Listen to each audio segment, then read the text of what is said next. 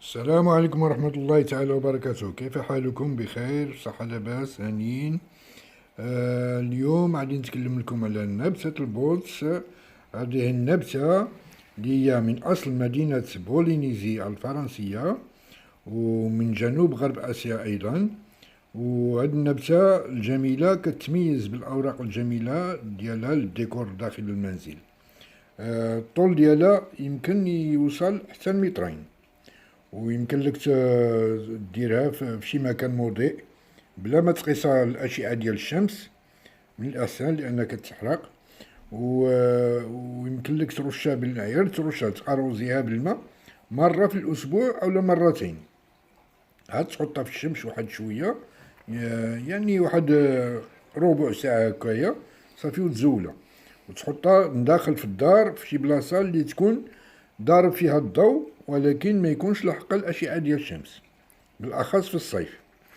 وكتغرس في شي تربة خفيفة بحال الطيرو. الطيرو هذاك الكحال اللي كيكون مزيان، هذا كيكون فيه المعادن مزيانين.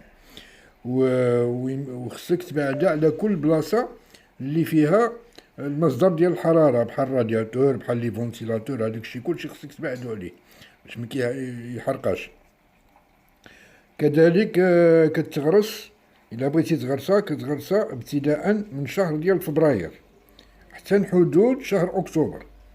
وفي فصل الربيع كيمكن لك إلا بغيتي تبقى تكتر منها، مثلا كتقطع بالطريفات وكتزول ديك الورقة التحتانية، كتخلي لها الورقة الفوقانية وكتبقى تغرسها صافي. كتسقيها مرة واحدة وكتخليها أنها كتنبت.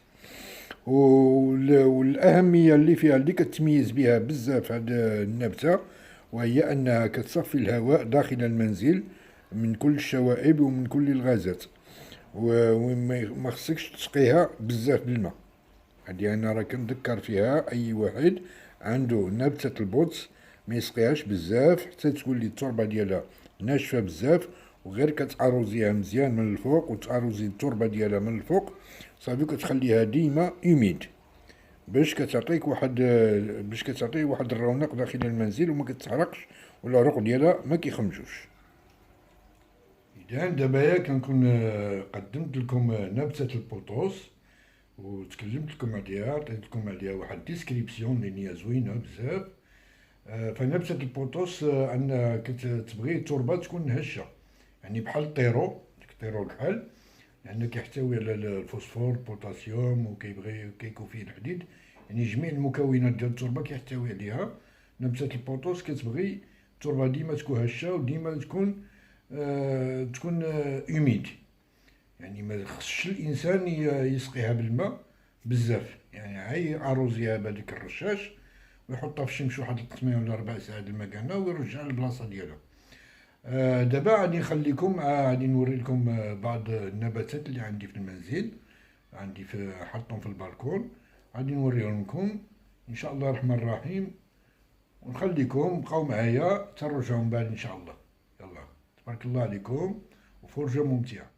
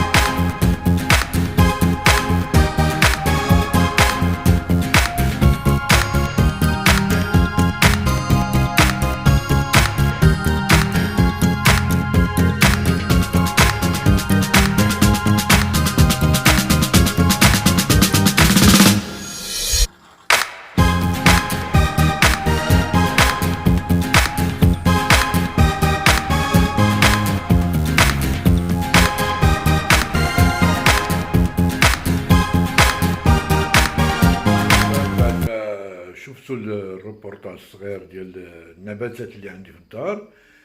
كنقدم لكم عاوتاني واحد الوصفة من نوع آخر ومن نوع خاص، هي الحرشة بالبلبولة وزيت العود إن شاء الله الرحمن الرحيم. ديال حرشة ديال بلبولة ديال الشعير، شعير بلدي بزيت الزيتون. ان شاء الله غادي تعجبكم، كتجي هشيشه بزاف بزاف. غادي نوريكم الطريقه ديالها ان شاء الله الرحمن الرحيم قبل ما نبدا فيها، وان شاء الله غادي تعجبكم.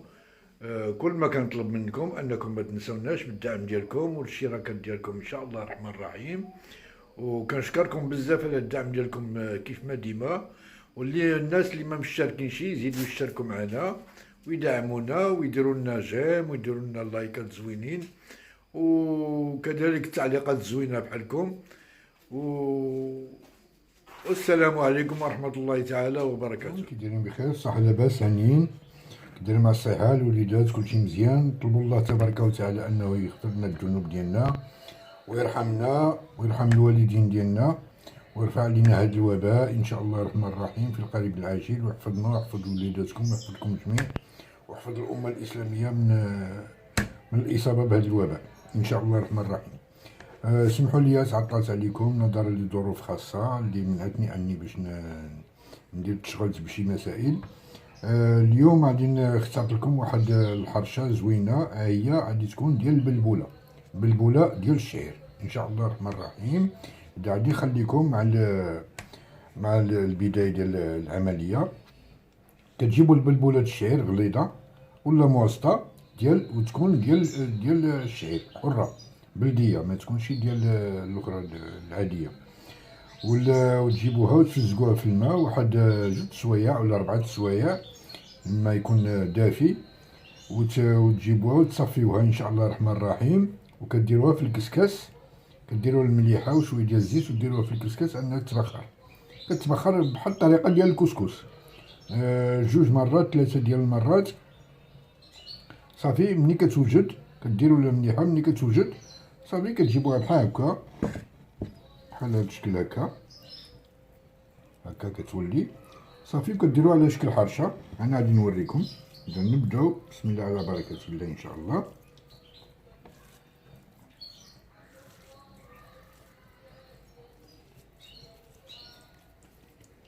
كدير له واحد شويه ديال السميده غليظه باش كتجمع لنا. كنجيبوها هنا، كنزولو هاد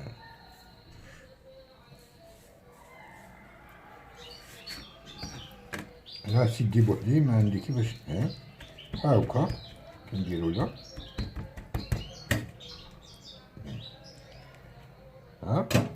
كنجيبو هذا صافي كنهزوها هكاك مجموعه بكلشي ديالها، وكنديوها كنحطوها في المقله. راه عندنا على النار تكون متوسطه.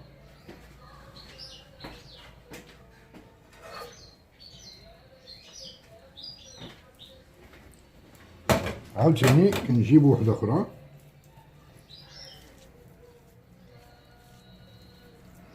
حتى النهايه كنديرو نغمروها بالسميده غليظه. كنديرو لها بحال هكا عاود، كتجي لذيذه بزاف. يمكن لكم ديروها بزيت الزيتون ولا زيت المائده، ما ديروش فيها الزبده، خليو المسائل طبيعيه، عا الملحه وزويته ديال العود والماء، الله يجعل البركه. اذا دائما خليو الحاجه طبيعيه، لان دابا الحرشه هي صحيه، ولكن الانسان كيمشي كيصايبها بالزبده. الزبده كترفع الكوليسترول، كيمشي كيصايبها بزيت مثلا ديال المائده حتى هي كترفع الكوليسترول. اللهم كدير مسائل طبيعيه، زيت الزيتون خالصه ان شاء الله الرحمن الرحيم ما كتضر فيهاش. اون بليس عاوتاني السميده ديال الشعير لان فيها بزاف ديال الفيتامينات والالياف اللي كتغسل المعده وكتغسل حتى الامعاء. الله يجازيكم بخير.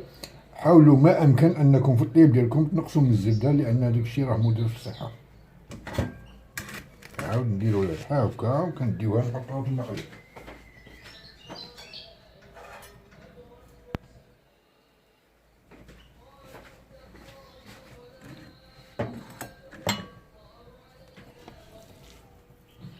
الى اخره.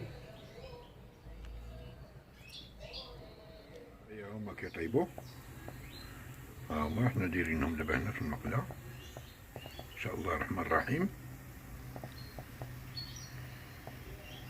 يعني خليوهم حتى يطيبوا ان شاء الله وغادي نقدموا. كان هذا هو الشكل النهائي ديال الحرشه ديالنا. هانتوما كتشوفوا كيفاش جات، كتجي رطبه بزاف وصحيه للغايه. ان شاء الله الرحمن الرحيم. كنتمنى انها غادي تعجبكم، جربوها وان شاء الله راكم غادي تردوا عليا عيب الخير ان شاء الله الرحمن الرحيم. اذا لحد هنا كنكون كملت لا فيديو ديالي. اذا نخليكم معايا غادي نوري لكم ملي غادي نقسمها كيفاش غادي تكون. هانتوما كيفاش كتجي. ها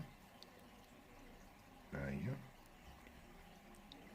كتجي رطبه بزاف بزاف.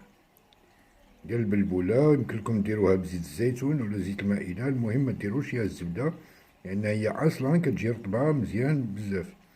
اذا كنتمنى انها تعجبكم وبالصحه والراحه. اذا نخليكم ان شاء الله الرحمن الرحيم. ما تنساوناش بالاشتراك والدعم ديالكم. جزاكم الله خيرا والسلام عليكم ورحمه الله تعالى وبركاته.